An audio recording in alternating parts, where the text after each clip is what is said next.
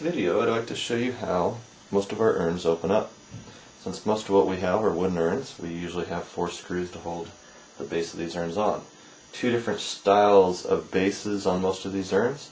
One is where the base, you can see from the front, this whole piece is the base, and the other would be an inset base where it's hidden until you turn it over. You don't see the base.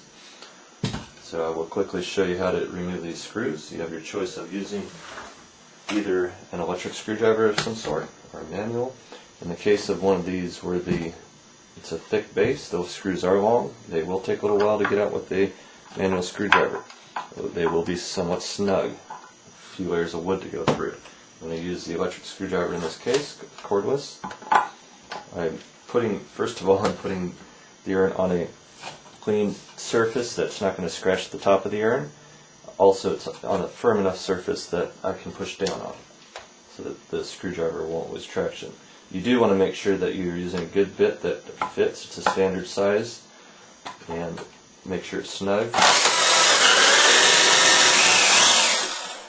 These screws you don't have to completely remove to get them out because, again, it's going through a layer of wood.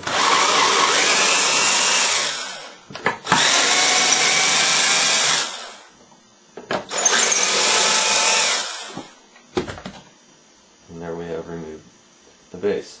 Now you're going to want to mark the base somehow before you put it anywhere else. Easiest thing to do is just with a permanent pen or a writing pen, mark near one of the holes on both the base and the urn from where it came from at that spot, so that you don't lose track.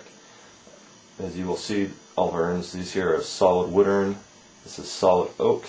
The only exception on these is where the background is a different color wood. This is a 3-dimensional urn, so the background on that's cherry, so that piece is also cherry. When you go to put the base back on, I recommend getting a couple of the screws started, just enough to see them. And I want to do 2 corners here, and that way I can place the started screw into the screw hole so that I know I'm in the right place.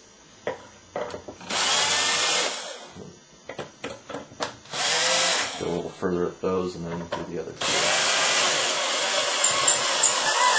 And you shouldn't have much resistance if you're guided in the hole because it's already been pre-drilled and the screw's already been in it.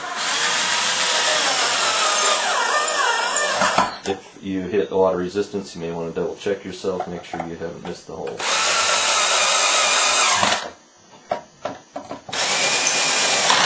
And I kept some pressure on there to make sure that the base stayed snug so there's not a gap.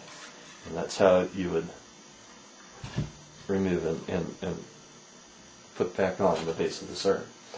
Different style urn we have on the inset urns, inset base. These will typically have a little shorter screw, easier to remove. If you're doing it by hand, they can usually be quickly removed that way. It's a shorter screw, you're only going through a thin piece of wood.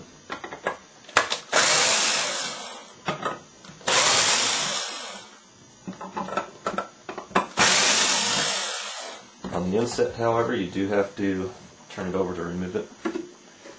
And again, make sure you mark it. This one's marked here and there, so that we know which side that goes on. If you were to flip it, the holes would not line up and then you have a chance of splitting wood or putting a screw in incorrectly. So you do want to make sure you return the base to its former place as you put it back together. Now, the cremains will typically be in a plastic bag, so you're not looking at, wood-to-wood surface isn't a perfect tight fit. However, if you do want to seal your urn, you can use a silicone base or a glue. Carefully use that so it doesn't seep out the sides into the places where you'll see it. That is how to remove the screws from our urns.